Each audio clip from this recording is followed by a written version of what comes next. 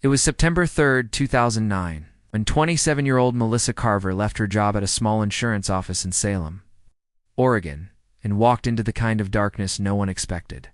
She was described by her coworkers as dependable, quiet, and always the last to leave. That night was no different.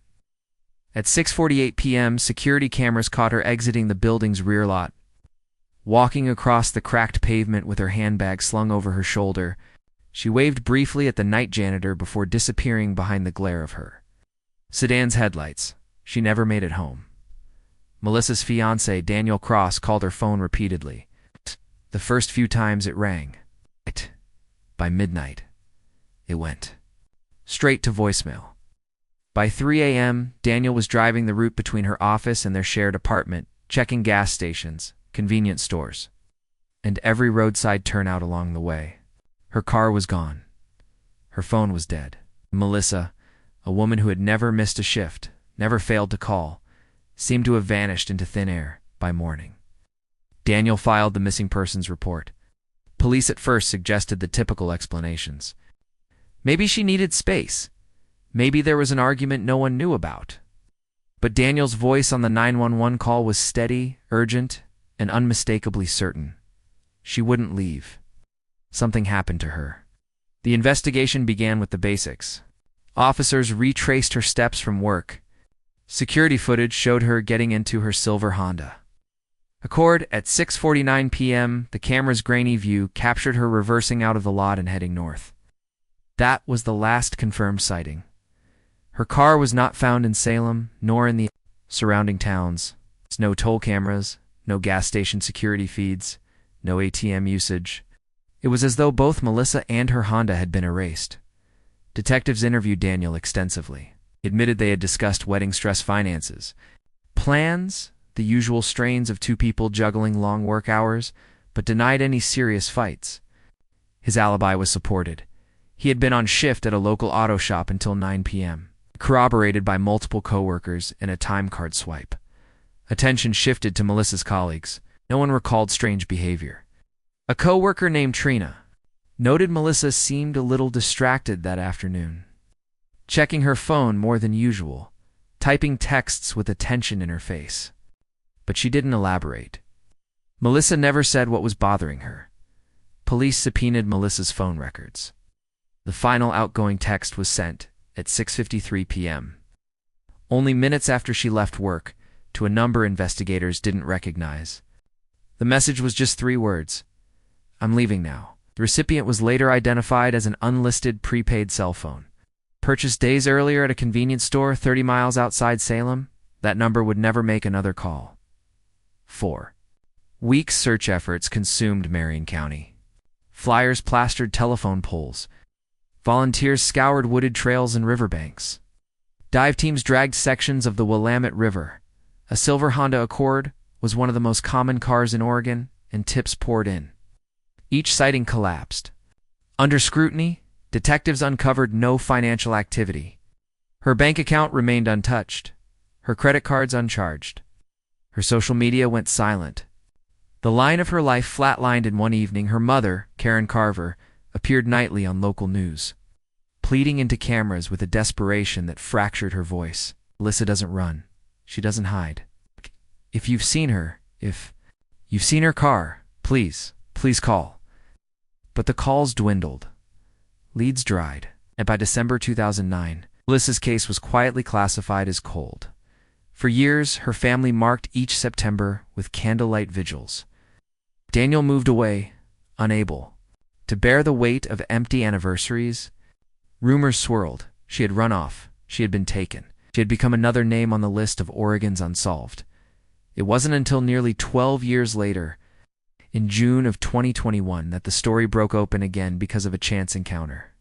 Deep in the Tillamook State Forest, Ethan Rhodes, a 34-year-old avid hiker, had spent the better part of 2 weeks trekking off established trails. It was his ritual escape, a way to shake free of the city's suffocating pace. He followed elk tracks, camped near hidden creeks, and wandered into groves where the silence pressed heavy against his ears. On the 8th day of his trip, he stumbled upon a sprawling cedar tree, its roots massive and twisted, gnarled fingers. Clutching at the soil, something strange caught his eye. The earth around one of the roots had slumped away, exposing a corner of fabric. At first, Ethan assumed it was trash, a tarp maybe, or a long-buried camping pack. But as he tugged at the fabric, the soil broke away, releasing a damp, chemical smell that made his stomach turn. He uncovered what appeared to be a handbag, weathered but intact, its leather cracked with time. Inside was a driver's license. Its photo faded but still legible. The name printed in bold letters was Melissa Carver. The moment Ethan Rhodes realized what he had pulled from the dirt wasn't just discarded trash, but evidence of a missing woman, a weight pressed into his chest. He sat there for a long minute in the forest's dim light, clutching the handbag with trembling hands. He had no cell service miles into the Tillamook backcountry, so he stuffed the cracked leather bag carefully into his pack and began the long trek back toward the trailhead. It took him nearly 2 days. Each step was heavy with the thought of the name burned into his mind. Melissa Carver. He had heard it before. Years back, he'd seen her face on flyers posted in convenience stores. A smiling brunette whose sudden disappearance had unsettled the community. He hadn't thought of her in years, until now. By the time he reached his truck and cell reception, his hands shook dialing 911. He didn't tell the dispatcher every detail, only that he'd found what he believed to be evidence of a missing persons case. Buried in the woods, when deputies from the Tillamook County Sheriff's Office met him at the trailhead. What? Ethan handed over the handbag as though it were radioactive. That. One deputy unfolded a cracked leather wallet from inside. The Oregon driver's license photo matched the face long missing. The news spread quickly. For the first time in 12 years, Melissa's name lit up headlines. Detectives reopened the case, treating Ethan's find not just as a clue, but as a potential turning point. The following morning, a team of forensic investigators was dispatched to the site Ethan had marked on his map. They followed him deep into the cedar grove, to the massive root system where the soil had sloughed away. What they unearthed was worse than expected. The soil beneath the cedar was disturbed in layers. Pungent mixture of decay and chemical preservative. Then came fragments of fabric, a shoe sole, a rusted clasp, and finally bones. The remains were tangled among the roots, as though the tree had grown around them over the years, pulling them into its grip. The excavation stretched into hours. Investigators worked carefully, brushing away dirt, mapping positions. When the remains were finally removed, they were transported to the Oregon State Medical Examiner's office. The Sheriff's Department issued a press release that evening. Human remains had been discovered in connection with the Melissa Carver case. Karen Carver, now 12 years older, her hair gone gray, broke down when she heard the news. For more than a decade, she had lit candles for her daughter, clung to fading hope. Now, with the discovery beneath the roots, that hope shifted into a heavier burden: answers. The medical examiner confirmed what the family already feared. Dental records matched. The remains belonged to Melissa, but the cause of death was not immediately clear. While time had stripped away soft tissue, certain fractures in the bones told a story. Her wrists showed signs of binding, and her skull bore a hairline fracture consistent with blunt force trauma. Someone had placed her beneath that tree deliberately. Detectives returned to the evidence bag. Inside Melissa's old purse, they found objects remarkably preserved by soil and time: lipstick, keys, a receipt dated September 3, 2009, the day she vanished. The receipt was from a gas station only 2 miles from her workplace, time-stamped. At 6:57 p.m., that meant she had made it at least that far before disappearing. Even stranger was out. What else they found? A folded piece of paper wedged into the lining of her purse. Water damage blurred the ink, but faint words remained visible. It read, "Meet me after work. Don't tell anyone. It's about Daniel." The message was unsigned. Detectives immediately focused on the note. Who had written it? Why was Daniel's name? The fiancé, who had been cleared all those years ago, scrawled in its center. When investigators knocked on Daniel Cross's door in Portland, he looked older, worn down by years of unanswered questions. He now lived with a new partner. His life seemingly moved forward, but his face went pale when detectives laid the weathered note on his kitchen table. He swore he'd never seen it before. His hands shook as he told them he had nothing to do with Melissa's disappearance. But the investigators weren't convinced. The story began to fracture. If Melissa had received this note on the day she disappeared, then someone knew where she would be. Someone lured her. Someone who had used Daniel's name to bait her. But who? Detectives dug back into the original case files. And in those thousands of pages of interviews and reports, a name resurfaced: a coworker who had once admitted Melissa seemed distracted on her final day. A coworker who had never been fully ruled out. And for the first time in 12 years, investigators had reason to wonder, had the answers been hiding inside Melissa's office all along? The day after Melissa's remains were confirmed, detectives reopened every box of evidence that had sat in cold storage since 2009.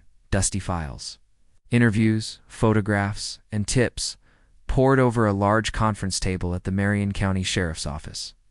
The discovery beneath the cedar roots meant this was no longer a missing persons case. It was homicide.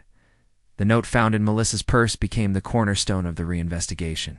Though water damage blurred most of the ink, the words, "Meet me after work. Don't tell anyone. It's about Daniel," were legible enough to ignite suspicion. The handwriting was analyzed by forensic document examiners. They compared it against samples collected years earlier from Melissa's fiancés, her co-workers, and even her family. The results were inconclusive. Ink spread from water damage made it impossible to match precisely. But the style of the lettering suggested someone in a hurry. Detectives turned their focus back to Melissa's workplace.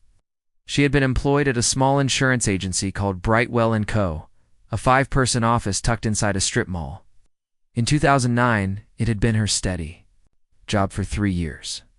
Most of her co-workers had moved on in the decade since, but detectives began tracking them down one by one.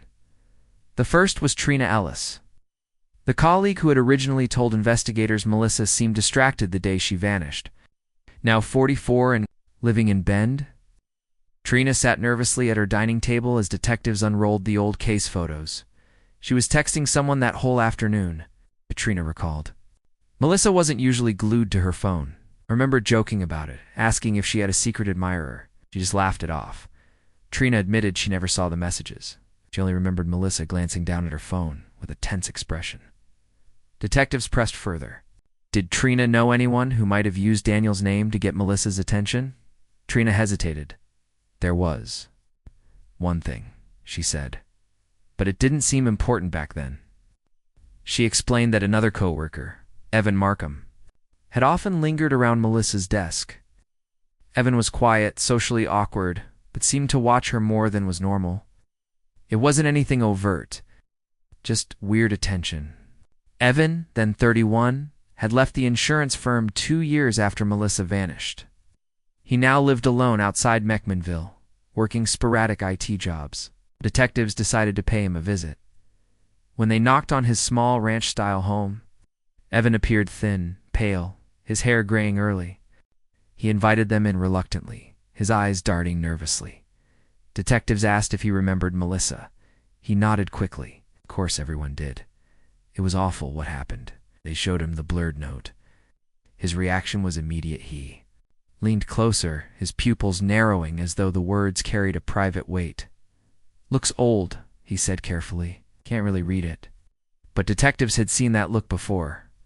Recognition? They asked where he was the night Melissa disappeared.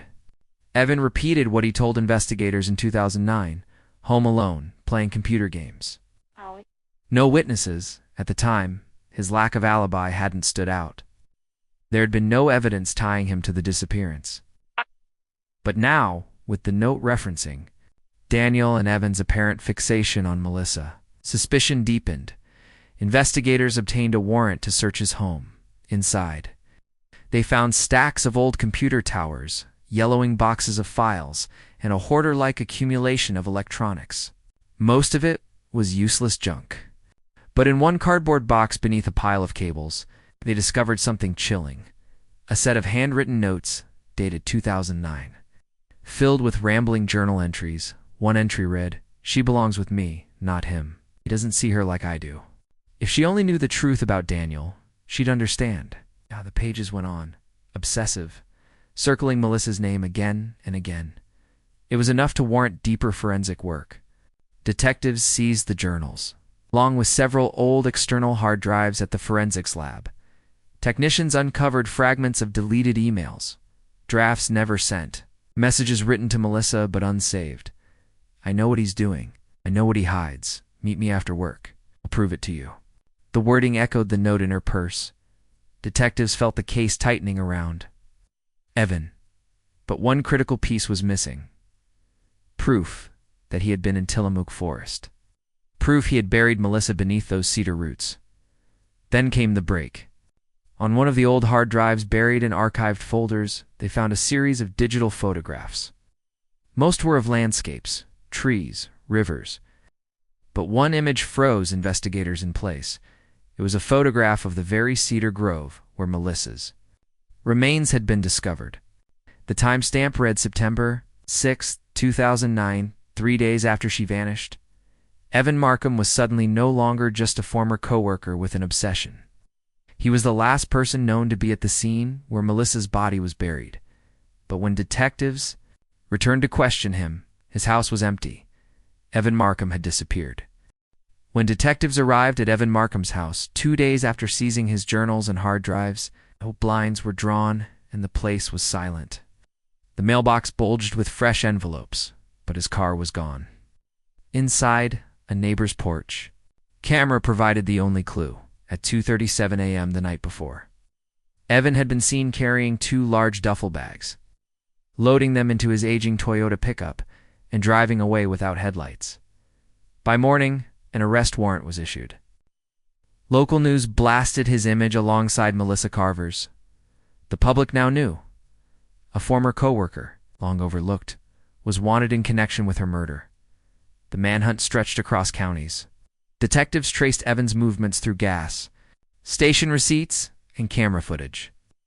He stopped in Newport for fuel, then vanished along the coastal highways at the sheriff's office. Investigators pieced together his profile. Evan had grown up quiet, withdrawn, the only child of a strict father who died young. He had no close friends. Co-workers recalled him as the guy who fixed the printer, but never talked much. Yet his journals painted a darker picture: obsessive, possessive, delusional. Melissa had been the focus of his thoughts for months before she vanished. The digital photograph of the cedar grove was damning. The date stamp was 3 days after Melissa disappeared, and the angle of the photo matched almost perfectly where Ethan Rhodes had stumbled on the roots years later.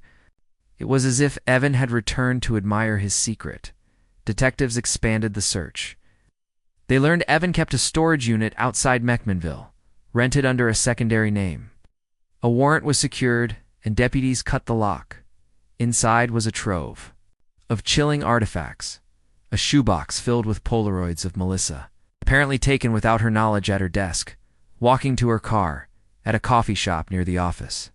A binder labeled "Truth About Daniel," packed with printouts of public records, traffic tickets, and irrelevant clippings, all an attempt to discredit her fiancé. Camping gear, including tarps, ropes, and a soil-stained shovel. And tucked inside a metal box, a ring, a woman's engagement ring, dulled with dirt. Daniel Cross, Melissa's fiancé, was called in to identify it. His hands trembled as he confirmed. It was Melissa's. The ring had been missing since the night. She vanished. The weight of evidence grew overwhelming. Yet, without Evan in custody, the case hung in limbo. Detectives feared he was desperate, unpredictable, maybe even armed. Weeks passed. Tips came in from coastal diners, from RV parks, from remote logging roads. Some were false alarms, others dead ends. Each one fueled the growing unease that Evan was slipping further into the wilderness, a place where he could vanish as easily as Melissa had. Then, a call came from a fisherman near Tillamook Bay. He reported a man camping in the dunes. living out of a pickup that matched Evan's description. Deputies swarmed the area, but by the time they arrived, the camp was abandoned. The sand bore deep tire tracks, leading south. It was a game of pursuit, and Evan seemed always a step ahead. Investigators suspected he had prepared for this, stockpiling supplies, mapping escape routes, long before his name ever surfaced.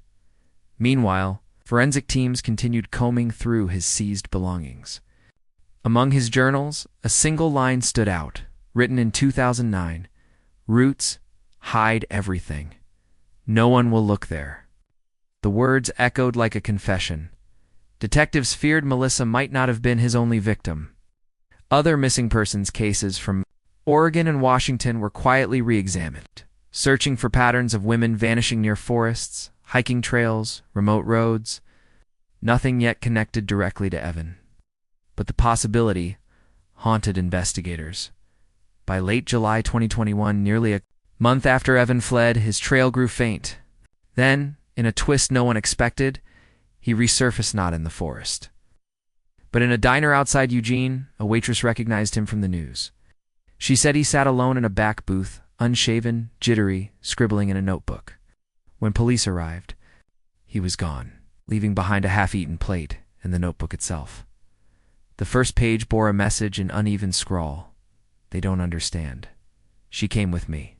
She chose to know the truth." The statement sent shivers through the task force. To Evan, Melissa hadn't been abducted. In his mind, she had agreed. But the next line was worse. She wasn't the only one.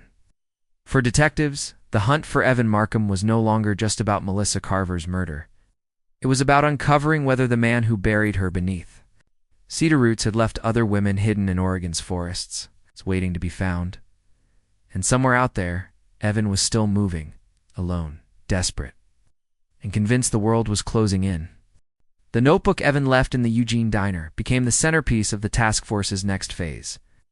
It was slim, a spiral-bound pad with pages full of uneven scrawl. Some entries rambled, paranoid thoughts about people following him. Others read, like manifestos, long passages about Daniel Cross, insisting Melissa's fiancé had hidden sins and that only Evan could open her eyes. But the most chilling entries were lists. One page contained a column of women's first names, each paired with rough dates. Melissa, the 3rd of September 2009. Ominously, 2 more without dates. Maya, the one by the river detectives, felt a collective chill. If these were names of victims, Evan's crimes stretched far beyond Melissa. The list triggered a statewide review. Analysts pulled missing persons reports from 2010 through 2015. Shockingly, the names matched. Anna Ramirez, 25, vanished from Portland in June 2010 after leaving her job at a cafe. Clara Jennings, 31, last seen hiking near Silver Falls in April 2012. Renee Porter, 29, disappeared after a night shift at a Corvallis hospital in September 2014. All were young women. All had gone missing without trace. And until now, their cases had remained unconnected. The task force widened its scope. Detectives dug through Evan's storage unit again, searching for any items that might tie him to these other disappearances. In a sealed bin at the back, beneath cables and old magazines, they found a plastic pouch containing driver's licenses. 3 IDs: Anna Ramirez, Clara Jennings, Renee Porter. Each license was weathered but intact, preserved like trophies. The discovery shifted the case overnight. Evan wasn't just Melissa's killer. He was now suspected of being a serial predator who had operated undetected for over a decade. News outlets erupted. Headlines declared, "From office stalker to suspected serial killer."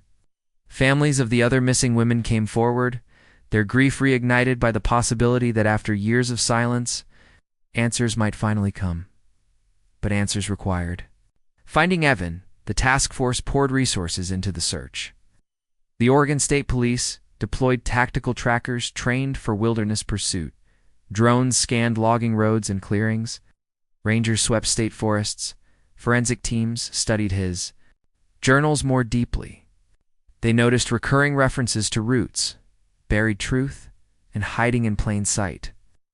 Detectives began combing forests near the areas where Anna, Clara, and Renee were last seen. Then came a break. In late August 2021, a hiker near Silver Falls stumbled across an unusual mound of earth at the base of an oak. Inside, wrapped in layers of tarp, was a bundle of clothing. Investigators confirmed the clothes matched what Clara Jennings had been wearing when she vanished. In 2012, the pattern was undeniable. Evan had a method: luring women under false pretenses, killing them, concealing their remains or belongings beneath the roots of massive trees. He called it hiding in plain sight. As the task force absorbed this discovery, another lead surfaced. Surveillance footage from a hardware store in Coos Bay showed Evan disheveled, gaunt buying rope, tarps, and camping fuel. He paid cash, but his face was unmistakable. The store clerk remembered him clearly, was muttering to himself something about needing to finish what he started. The words chilled detectives. If he was preparing again, another victim could already be in his sights. That night, the task force gathered in their operations room. Maps of Oregon forests covered the walls, pins marking disappearances. Detectives debated where Evan might strike next.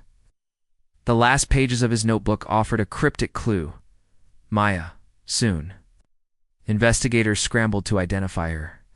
After running the name through databases, they landed on Maya Collins, a 26-year-old barista in Eugene, who had once worked at the same coffee shop where Evan was a customer. Officers rushed to her apartment. Maya was alive, startled by the late night knock. She told detectives she hadn't seen Evan in years, but admitted he used to linger at the cafe, sometimes staring too long, leaving odd tipped small trinkets instead of money. She had thought him harmless, if unsettling, but if his notebook was a blueprint, Maya might have been marked as his next victim. Detectives urged her to stay with family under protection. She agreed, shaken. Still, the task force knew they were running against the clock. Evan was unraveling, his movements increasingly erratic. He was no longer just burying secrets. He was taunting them with the possibility of another life on the line. The hunt closed in tighter. Roadblocks were set up across coastal highways. Rangers patrolled trailheads, and then deep in the Tillamook State Forest, a hunter reported hearing something strange, a voice shouting in the night, echoing off the trees. Not words, just a man yelling over and over. Deputies searched the area, finding remnants of a small camp as she still warmed food wrappers. A notebook page pinned to a tree with a knife. The page contained only 5 words. Written in jagged script, roots hide more than one. The page stabbed into the tree with a knife shifted the investigation from urgent to dire. Roots hide more than one. To the task force, it wasn't a taunt. It was a map written in riddle, pointing to the possibility that multiple burial sites more women waited beneath the trees of Oregon's vast wilderness. Detectives combed the campsite for hours. They collected fingerprints off food wrappers. It's confirmed to be Evans. His boot prints led north into thicker forest. But heavy rainfall had washed away most tracks beyond a few hundred yards. Still, the evidence confirmed he was close living, like a shadow in the woods, never far from the highways and towns he once haunted. The task force split its focus. Half chased Evan, the other half dug into his past journals and drives, decoding patterns. Analysts noted he often marked locations by describing natural landmarks instead of coordinates. The three sisters, river teeth, roots, split open. It was idiosyncratic, a language of the woods only he understood. Detectives re-examined his photograph of the cedar grove where Melissa had been found. They realized it wasn't just a trophy photo. A faint shape appeared in the background. Another tree, scarred by lightning, its bark pale and splintered. The forensic team compared it to drone scans of the Tillamook forest. They found a match-an area less than a mile from where Ethan Rhodes had first unearthed Melissa's purse. Search teams moved in. Dogs were deployed, cadaver-trained, and sharp. In the crisp autumn air, within hours, one of them alerted at the base of the lightning-scarred tree. Investigators dug carefully, their shovels hitting dense, compact soil, and then a fragment of fabric. Beneath it, bones. Another woman. The site was catalogued meticulously, each layer photographed. By evening, forensic teams confirmed the remains belonged to Ana Ramirez, missing since 2010. The discovery cracked the case wide open. Evan hadn't been bluffing. His roots were graves, each tree a monument to another life stolen. News spread like wildfire. Families of other missing women flocked to the sheriff's office, desperate for answers. Some begged investigators to search specific trailheads, campsites, stretches of woods tied to their loved ones. Detectives worked through the flood, cross-referencing. With Evan's writings, meanwhile, the hunt for Evan intensified. Drones picked up thermal traces near logging roads east of Tillamook. Deputies chased a lone figure through the underbrush, but he vanished, slipping into shadows with the practiced ease of a man who had lived years off-grid. Each failed capture fed his legend, the stalker-turned-killer, now the hunted ghost of Oregon's forests. At headquarters, analysts decrypted more of Evan's ramblings. A recurring phrase appeared: "Roots feed truth." He wrote it over and over, sometimes scrawled across margins, sometimes underlined. Investigators debated whether it was metaphor or directions. Then came another breakthrough. A ranger reported stumbling on an odd cairn of stones deep in the Syosla National Forest, stacked deliberately at the base of a giant spruce. Owls. Nearby, carved into the bark with a knife, were the initials RP. Excavation confirmed it beneath. The spruce were the remains of Renee Porter, missing since 2014. The task force realized Evan's cryptic notebook was, in fact, a burial ledger. Each name matched a site. Each tree was a headstone only he understood, but one name remained unresolved: Clara, 2012. Search teams turned to Silver Falls, where Clara Jennings was last seen. For weeks they swept the park, focusing on ancient firs and root clusters. Finally, near the base of a waterfall trail, a dog alerted. Excavation revealed clothing, a necklace, and skeletal remains. DNA confirmed it was Clara. For women now accounted for sites beneath roots, just as Evan had written. But one more name still burned in detectives' minds: Maya.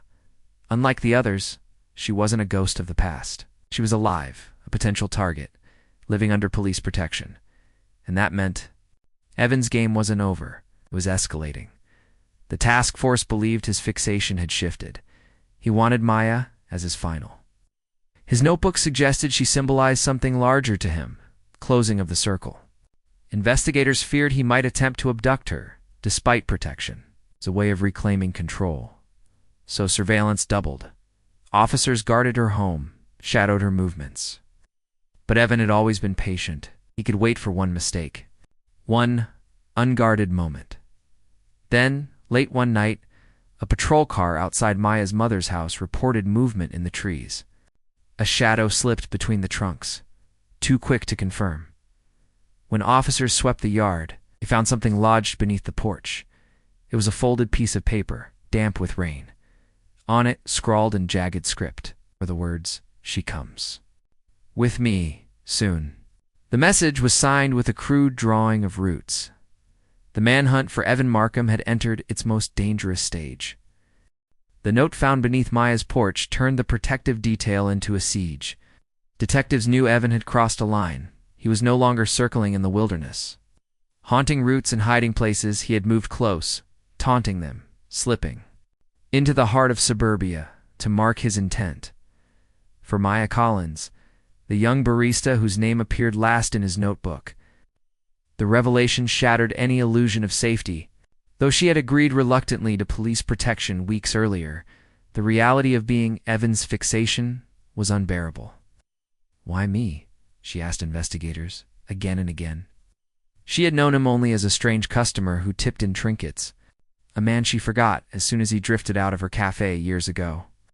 But for Evan, she had become the centerpiece of some twisted story, his final chapter. Detectives doubled her security. 2 unmarked patrol cars parked outside her apartment. Ow. Officers shadowed her every move. Still, no one underestimated Evan. He had lived undetected for over a decade, slipping in and out of towns, hunting women under the cover of normalcy. If he could bury 4 victims without detection, he could stalk Maya, despite the police perimeter. The task force pored over his journals again, looking for patterns. Analysts noticed one recurring word tied to Maya's name: return. Evan wrote it in capital letters, often underlined, paired with phrases like back to the beginning and where it all started. Detectives debated its meaning. He planned to return to Melissa's office, where his obsession began, or back to the Cedar Grove, where he first buried a victim? Then came a chilling detail. Forensics recovered a GPS unit from Evan's storage locker. At first, it seemed useless. Most files were wiped. But technicians managed to restore fragments of data. Among them were coordinates marking several burial sites already uncovered. One final coordinate remained, unvisited. It pointed to a remote clearing deep in Tillamook State Forest, several miles north of Melissa's grave. The task force dispatched a team immediately. At the site, officers found signs of a makeshift camp, fire pits, tarp strung between trees, and a small carved emblem of roots scratched into bark. But no body, no victim. Instead, at the center of the clearing was a shallow pit, freshly dug, covered loosely with branches. It was empty but ready. Detectives returned grim-faced. Evan wasn't hiding a past crime. He was preparing a grave for the future. Everything suggested that grave was meant for Maya. As the search intensified, sightings of Evan grew more frequent. A woman jogging in Portland reported a gaunt man watching her from the tree line. A fisherman near the Siasla River claimed a stranger asked if he knew the route's trail. Both descriptions matched Evan. Each time deputies responded, he was gone. The tension mounted until September 2021, almost exactly 12 years to the day since. Melissa disappeared. At 2:14 a.m., the patrol car outside Maya's apartment caught movement. A tall figure lingered at the edge of the parking lot, his face obscured by a hood. When officers stepped out, the figure bolted off. A foot chase tore through backyards, over fences, into the night. They lost him in a thicket by the river. But where he vanished, officers found another note pinned to a tree with a knife. 12 years. Tonight she returns. The task force scrambled. Was it bluster or a declaration of intent? By dawn, investigators pieced together the possibility that Evan was planning to recreate Melissa's abduction almost anniversary to anniversary. The first note to Melissa had lured her after work. If Evan repeated his ritual, Maya was in immediate danger. Detectives made a decision. They would not wait for him to strike. Instead, they set a trap. Maya agreed reluctantly, terrified too. Cooperate. On September 3rd, exactly 12 years since Melissa vanished, she followed her normal shift at the cafe, leaving at closing time under the watch of hidden officers. A decoy car was staged in the lot. Unmarked units blanketed the area. Drones hovered above. The plan was simple. Let Evan make his move, then close in before he could escape. At 9:47 p.m., minutes after Maya walked into the lot, a shadow detached from the trees. A man moved toward her with a slow, deliberate gait. His face was gaunt, his eyes wild, his clothes torn from weeks in the forest. Evan Markham. Officers swarmed. Commands rang out. But Evan didn't run this time. Instead, he raised his hands, a crooked smile stretching across his face. "I knew you'd come," he said softly, staring at Maya. "She chose me then. She'd choose me again." When deputies cuffed him, he offered no resistance. Yet his eyes never left Maya, even as he was dragged into the back of a squad car. The capture should have ended the nightmare. But what he said next, inside the interrogation room, would unravel everything the task force thought they knew, because Evan insisted Melissa Carver hadn't been his first, and he claimed her grave beneath the cedar roots wasn't his last. Evan Markham sat shackled in the sterile gray of the interrogation room, his wrists cuffed to the steel table, his posture oddly calm for a man accused of killing 4 women. A camera whirred quietly in the corner. Detectives Barrett and Ruiz took seats across from him, sliding a folder of photographs onto the table. Melissa's purse. The Polaroids, the burial sites. "You've buried women under trees for more than a decade," Barrett began. "We've found Melissa. We've found Anna, Clara, Renee. It's over, Evan. You're done." But Evan only tilted his head, the corner of his mouth twitching into something between a smirk and a wince. "Over," he repeated softly, as if tasting the word. "You've barely started." Ruiz leaned forward. "Then help us finish." "Who else? Where are they?" Evan's eyes flicked toward the photos. His gaze lingered on Melissa's face. He whispered, "She was never the first. She just understood best." Barrett froze. "Not the first?" For hours, the detectives pressed him. At first, Evan spoke in riddles, about roots feeding truth, about the forest keeping secrets better than people ever could. He described the trees as if they were witnesses, confessors. Every woman he killed, he said, was given to the roots. Finally, under pressure, he began to outline something new. There was another one, he said. Before Melissa, she worked late. She walked home. No one cared when she disappeared because no one was looking for her. She's still there, where the roots drink from the creek. Detectives scrambled to parse the description. Give a name, only fragments. Dark hair, quiet voice, the one no one missed. Analysts cross-checked missing persons cases from 2007-2008. One file surfaced. Lydia Fenton, 23. A college student who vanished after leaving her night shift at a bookstore in 2008. Her case had gone cold almost immediately, overshadowed by lack of evidence. She matched Evan's vague description. If Evan was telling the truth, Lydia's body had been hidden years before Melissa's, her grave lost in the roots of Oregon's woods. But Evan wasn't finished. He leaned forward, chains rattling, and hissed, and not the last either. You think the forest only holds what you've found? There are more places you'll never see. Unless I show you. Barrett's jaw tightened. You want a deal? Evan smiled, baring teeth. Not a deal. A pilgrimage. You walk where I walked, you see what I saw. Otherwise, you'll never find them. You'll never understand. The room went still. Prosecutors refused any notion of leniency. But detectives knew his claims couldn't be ignored. The possibility of more graves meant more families waiting for answers. They needed to test his truth, so they devised a strategy. Take Evan under armed escort into the forest, but control the terrain. A convoy of deputies, forensic experts, and tactical teams prepared for a guided search. The media caught wind, and by dawn, headlines blared, "Alleged serial killer to lead police to more graves." Families of the missing flooded the sheriff's office, begging for closure. On September 12th, under heavy guard, Evan was transported into Tillamook State Forest. Deputies surrounded him, rifles ready, as he led them down narrow deer trails, through moss-thick groves, to places no hiker would wander. At one point, he stopped at a massive fir tree split by lightning. He touched the bark with reverence, whispering, "She's still here." Cadaver dogs moved in. Within minutes they alerted. Excavation began. By evening, investigators unearthed skeletal remains wrapped in decayed fabric. Jewelry found nearby matched descriptions from Lydia Fenton's missing person file. Evan watched from behind his cuffs, eyes glassy, almost ecstatic. "See," he murmured, "the roots remember." The discovery confirmed the worst. Melissa hadn't been the first. She was part of a series that stretched back further than anyone realized. But as the team prepared to pull him from the site, Evan twisted toward Detective Ruiz and whispered something that stopped her cold. "You're digging in the wrong forest.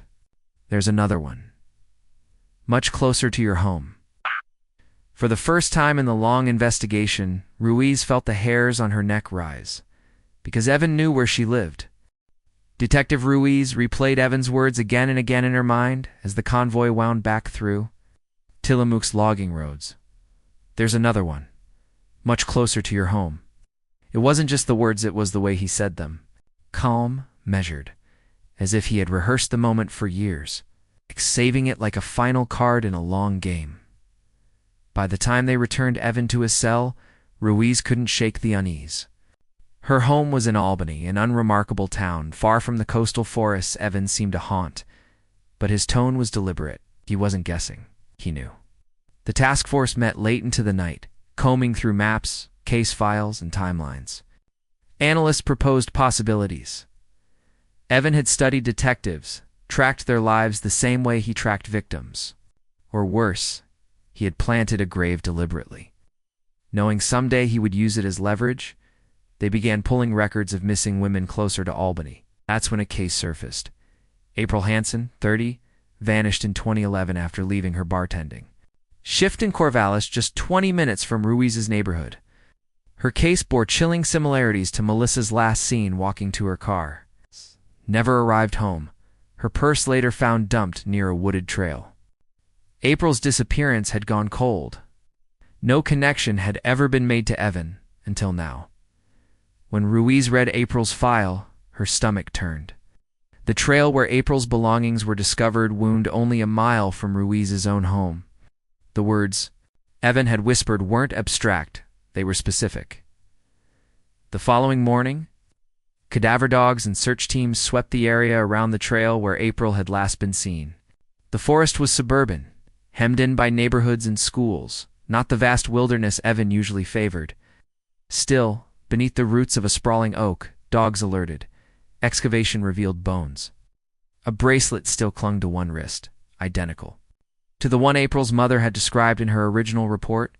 The confirmation was devastating. Evan's threat had been real. He hadn't just haunted wilderness graves, he had buried one almost in the shadow of Detective Ruiz's home. When investigators confronted him with the discovery, he smiled. "Told you," he whispered. "Closer than you think." The case shattered the task force. Detectives realized Evan's reach wasn't confined to remote forests. He had stalked suburbs, bars, coffee shops, Sunnywhere. Women slipped into their routines unaware of his shadow. The press frenzy exploded. Families of other missing women demanded answers. Did their daughters lie beneath Evan's roots too?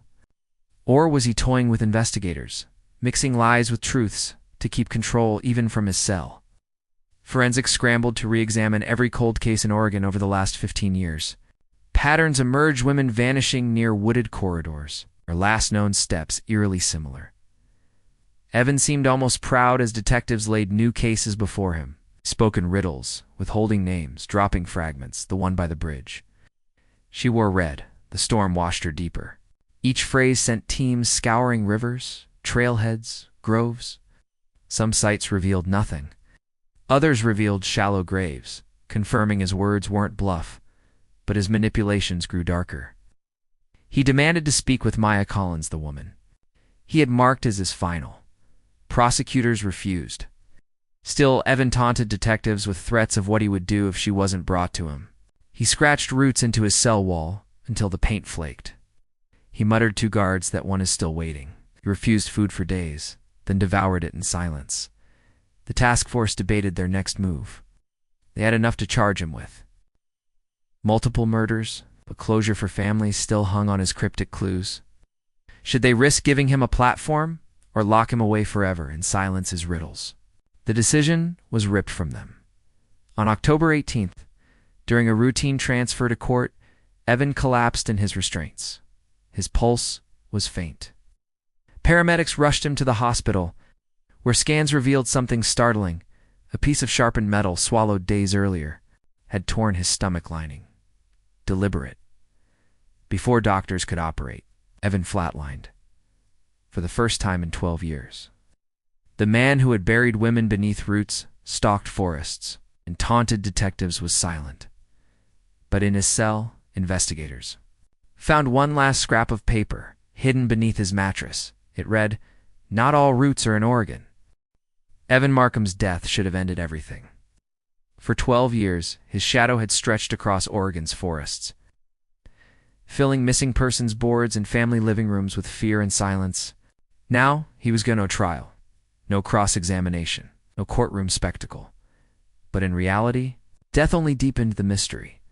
The final note found beneath his mattress. "Not all roots are in Oregon," sent investigators into a spiral. Was it a final taunt designed to keep his legend alive even as he expired? Or was it another breadcrumb, a last map pointing toward horrors that stretched beyond state lines? Federal agencies stepped in. The FBI opened a parallel review, combing through unsolved disappearances across Washington, Idaho, and Northern California.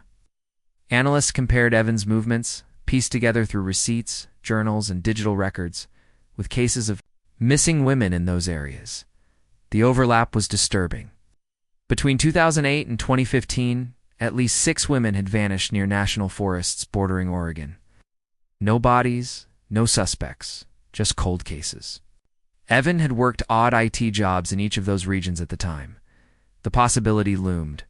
The routes he spoke of weren't just metaphorical, they were literal, stretching like veins through multiple states, each hiding what he left behind. Back in Salem, Melissa Carver's family prepared to bury her properly. Her mother, Karen, stood at the graveside with trembling hands. The crowd was small family, detectives, few old co-workers, but the weight of 12 years bore down on every head bowed. "Now I know where she is," Karen whispered. "But I don't know why." It was a sentiment echoed by all the families. Answers had come in fragments, bones beneath roots. Names in notebooks, but the larger picture remained maddeningly incomplete. What drove Evan? Why the ritual of trees? Why the fixation on roots? Detectives debated it endlessly. Some saw it as obsession, trees as permanence, roots as secrets no one could dig up. Others argued it was about control, his way of mocking. A world that never noticed women like Lydia, Anna, Clara, Renee, April, till it was too late. But for Ruiz, the note about roots beyond Oregon haunted her most. She replayed every interrogation, every smirk, every word he'd muttered. Evan never lied outright, twisted truths, buried them in riddles, but always left a core of reality. If he said there were more graves beyond Oregon, it was possible. Teams continued for months. In November 2021, cadaver dogs uncovered another site near the Washington border. Remains still await DNA confirmation. In December, divers in Northern California recovered clothing weighted beneath river rocks, eerily similar to Evan's burial pattern. Each discovery reopened wounds. Each proved Evan's story wasn't finished, even if he was gone. Maya Collins, the woman Evan marked as his final, tried to return to normal life. She quit her cafe job, moved out of state, changed her name. But she told one reporter anonymously, "Sometimes I dream of roots. I can't look at trees anymore. I wonder if he'll ever really be gone."